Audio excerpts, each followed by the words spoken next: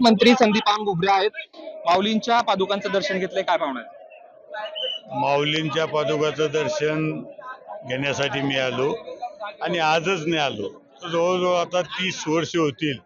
प्रत्येक वर्षी माऊलीच्या दर्शनासाठी येतो आणि 2-3 दिवस जितकं काही माऊलींच्या याच्यात पालखी सोबत राहता येईल तितकं राहण्याचा माझा प्रयत्न असतो. खरं तर मोठ्या संख्येनं जे भाविक आहेत ते या ठिकाणी येत असतात, वारीत चालत असतात.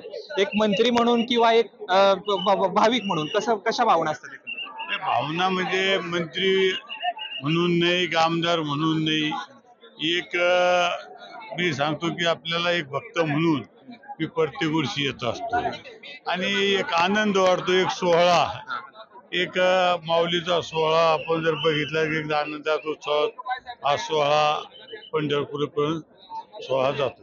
एक वादाचा मुद्दा आहे खरं तर. राहुल गांधी वारीमध्ये सहभागी होणार आहेत. अनेक जणांनी त्यांना विरोध केलेला आहे. तुमची काय प्रतिक्रिया आहे राहुल गांधींच्या सहभागाबद्दल? मला एक सांगायचं की राहुल गांधी पहिल्यांदाच या सोहळ्यामध्ये सामील होऊ राहिले आणि विशेष म्हणजे त्यांना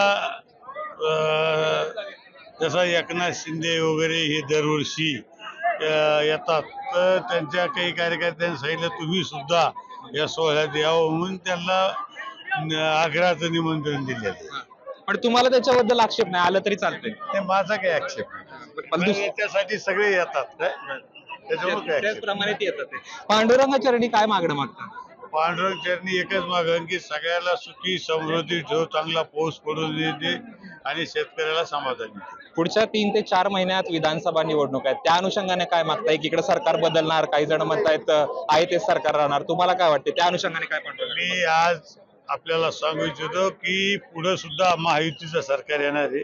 सरकार वगैरे काही बदलणार नाही, महायुतीचं सरकार येणार आहे. हे साकडं तुम्ही घालताय? साकडं आम्ही घातलेलंच आहे आणि मला सांगायचं की सरकार येणारच आहे. खूप खूप धन्यवाद. तर होते मंत्री संदीपान भुमरे, ज्यांनी सांगितलेलं आहे की आम्ही साकडं घातलंय, या पुढच्या वर्षी जे आहे किंवा येणारं सरकार जे आहे ते महायुतीचं असणार आहे. कॅमेरा पर्सन जीवन सह जयदीप भगत, एबीपी माझा, फलटण. एबीपी माझा, उघडा डोळे बघा नीट.